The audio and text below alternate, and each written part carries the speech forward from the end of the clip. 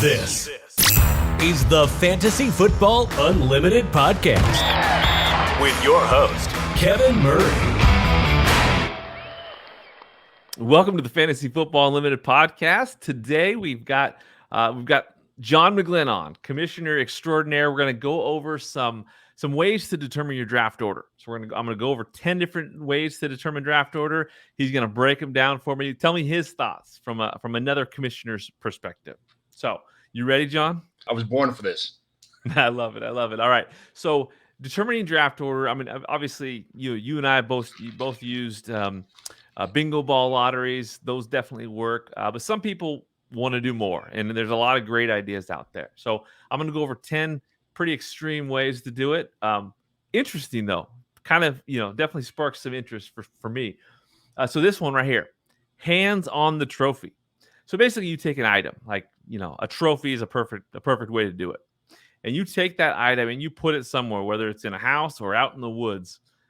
Everybody in the league has to go to that trophy, put their hands on it, and then the first person that peels off, they're the last choice in the draft order. So basically, as long as you can hold off everyone in your league, you'll get that first draft order selection, or at least choose your draft position. It's extreme, but the thought here is like you go out to some woods, you stay all day, and people that are the most determined to stay put on that trophy, they get rewarded. What do you think?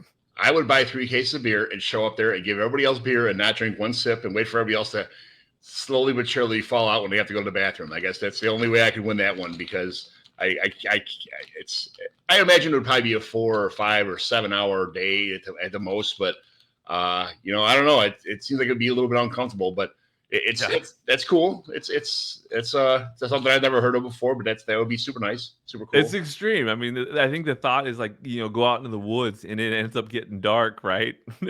Yeah. So that's a crazy one. Okay, how about this one? Everyone goes. You have a time limit. You go to like a Dave and Buster's or a Chuck E. Cheese or whatever you got locally. Everybody has a certain dollar amount.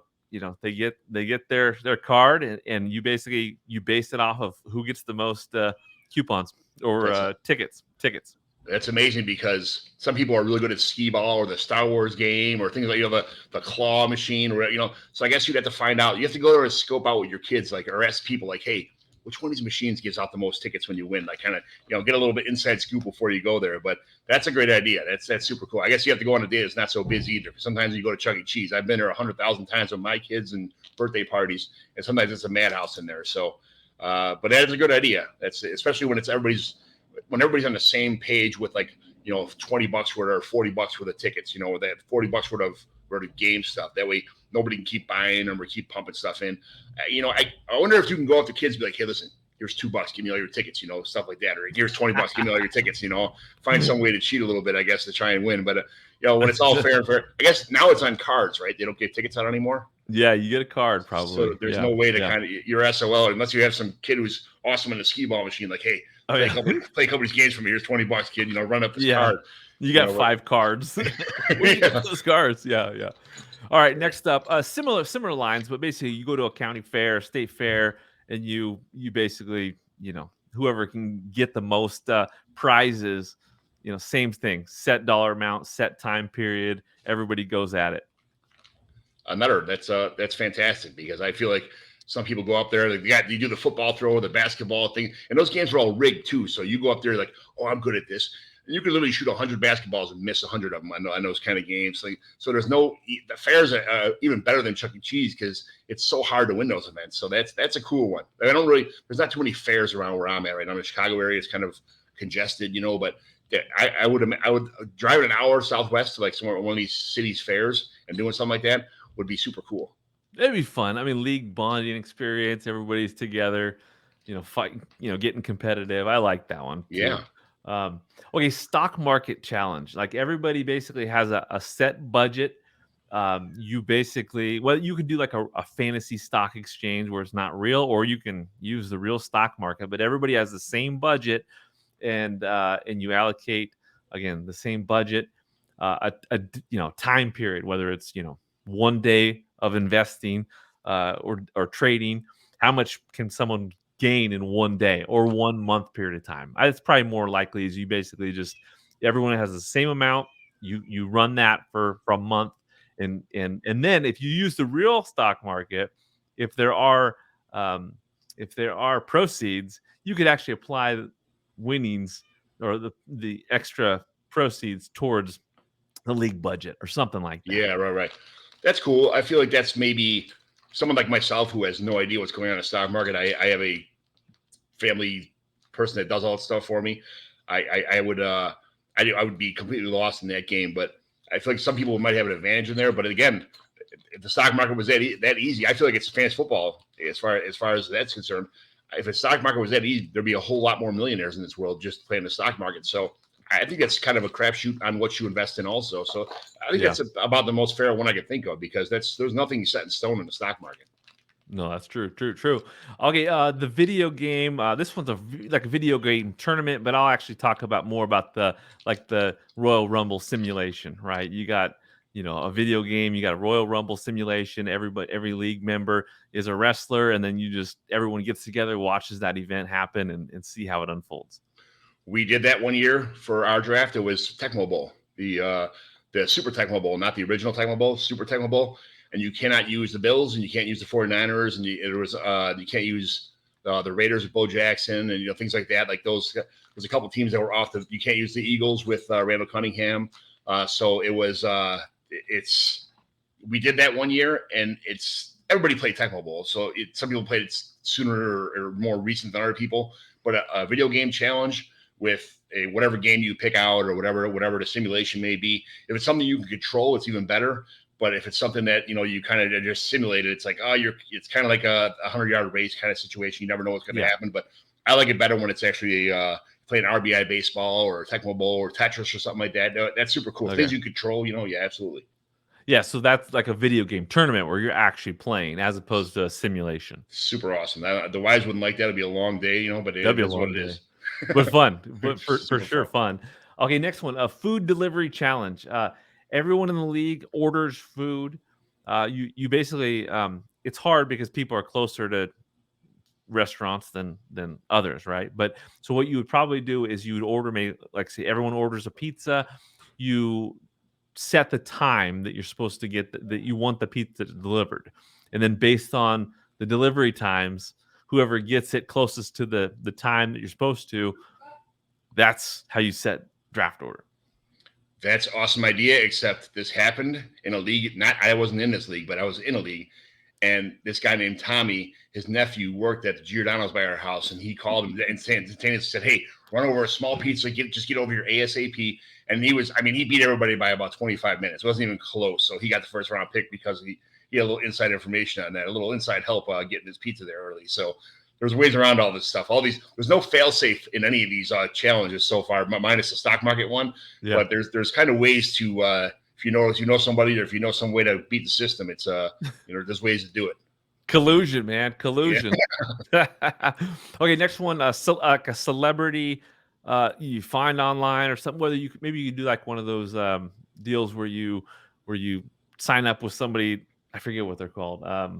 Basically, you find a celebrity to just randomize your draft order. Basically, you find somebody online, you hit them up through DMs, or you I forget what the service is, where you basically can pay them, $20 or $50 or whatnot, like a cameo, right? Mm-hmm. So you basically do a cameo and you say, all right, these are the names. You tell us the order of the draft and tell us why. Those are super awesome because you could tell the guys what to say too, or you could tell them like how raunchy to be or how whatever. And so I've seen one of those on YouTube, and it's the dudes. It was those guys, the Island Boys with the hair, and they did it, and they were like, "You're a piece of this, and you're this, man. Yeah. You last year you lost this league to a bunch of losers. You suck so bad at fantasy football." Like they went nuts on somebody. Those people do anything for money as far as that's concerned. But these guys, as much as how annoying they kind of are, they did a really good job on this person's on the cameo for their fantasy football league draft order. So it was super cool to see that. I think that's fun. It's something different. Absolutely. So you get the Island Boys to do your draft order. I love it. I love it. All right, next one, escape room challenge. You basically split the league in two groups. you go to an escape room.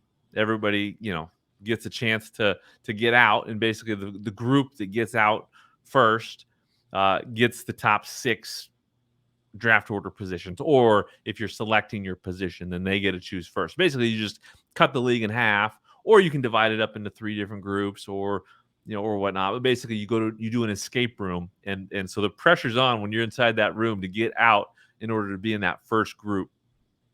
I've never been to an escape room, so I kind of get the aspect of it. It's cool if it's something that that especially on something like that, you guys are all together, you're doing something together. You can incorporate your wives or girlfriends, or your wives and your girlfriends, which they both come together, whatever. But it's something that you can make the league just more fun doing something like that. So yeah, that's something cool. Okay. Next up, casino challenge. Everybody goes to the casino, and you can just simply do slots, or you can do, full on games. Everyone has the same budget, the same time period, and you go to that casino, your league attacks that casino, and you try to win as much as you can within that time period that you set.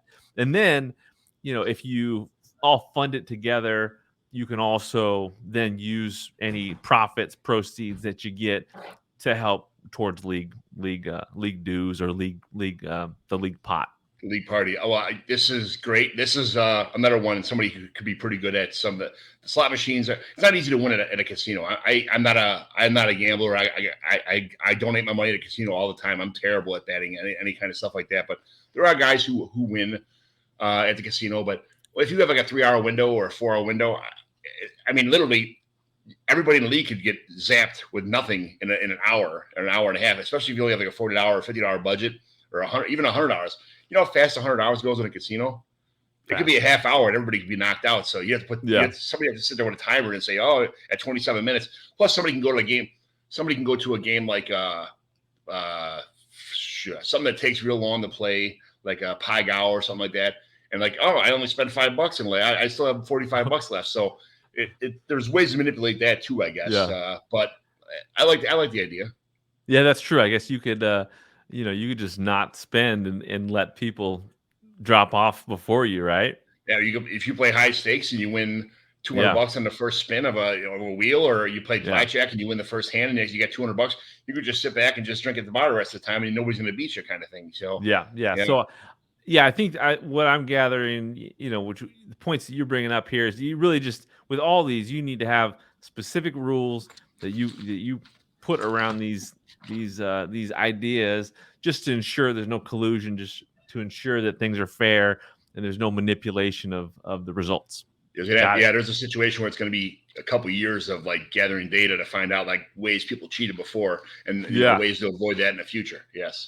Yep. Okay, so the next one, a scavenger hunt. Now this is just, the limits. There's no limits to the creativity you can do with this. Basically, you just come up with a list of things that you need to do within an hour period of time, or a certain period of time around town. Like basically, go get a picture with someone at a retirement home, and then go eat a cheeseburger, and then go to, like, basically, I don't know, those are just random examples, but you basically have a list of things that can vary on the spectrum of real simple or just outrageous things you got to check off within an hour period of time, and get back to a set location and turn in your list. That's a nice, fun way to do things. A fun, innocent way to do things. You go to Billy Goat, or you go here, or get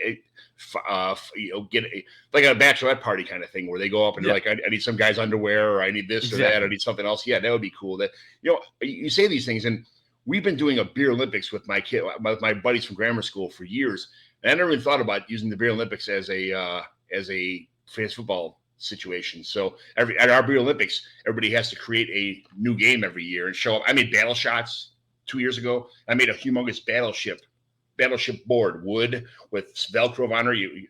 I'll take B7, and you put your thing on a hit or a miss. And cool. I made the battleships themselves are 2x4s with holes cut out, and they're painted gray for the battleships. And you put shots of Jameson in there, and that's one of like the 12 or 14 events that are at this beer Olympics. We should do that for our fantasy football league. I didn't even think about doing that. That's fun. Okay, last one here on this episode. A thrift store flip competition. Essentially, everybody goes to a thrift store. Again, certain budget you have, certain time period. Everyone goes to buy items from the thrift store, and then you put them up on eBay or resell them essentially. And then the profits again can also be applied toward league funds or whatnot. But basically, you have a competition over 30 days or whatnot. Whoever can flip those products that they purchased for the most amount of money sets draft order. That's a good one. That's a really good one. I think that's something that somebody who has more avenues, if you're somebody who does this a lot and is already on like the neighborhood mom's page or the neighborhood dad's page or the this eBay, this neighborhood thing, it might be a little bit easier for some people, but I guess you can get ready for that challenge when you know it's coming and set up your own account and stuff like that. But that's super cool because you find some real diamonds in the rough in the thrift store sometimes. Yeah, no, for sure. People can do that. And to me, something like that, it's league bonding. There's a chance you can raise some revenue for the league or for yourselves or whatnot. And then just something that plays out over, a 30-day period of time or whatnot, where everyone's kind of keeping an eye on it. To me, I guess I love creative ways to get league bonding, maximized, and something that kind of is played out over time does it better than something that's just immediate. Yeah, a lot of times kind of some of these are a little bit boring. We just throw $40 a person in, and that pays for the entire days of food and drinks and all that stuff for everybody. So it's $360 in the pot. Some people drink margaritas. You're going to drink one margarita. The other guy has 4 or 5 beers. So it all ends up being the same price anyway. Nobody really cares. Somebody gets a hamburger, somebody gets a steak, somebody gets whatever. It all comes out of league fees, and whatever we don't spend goes back in the winner's thing. But it's just something that if it's $250 a person, $40 isn't going to make or break somebody for our draft day budget of food and beer. So it's super cool to do that. I love it. Well, thank you, John, for your expertise on these items. Thank you so much for coming on the show. Thanks for having me, Kev. Thank you for listening to the Fantasy Football Unlimited podcast. Until next time, be sure to follow and subscribe to all of FFU's social media accounts for daily content.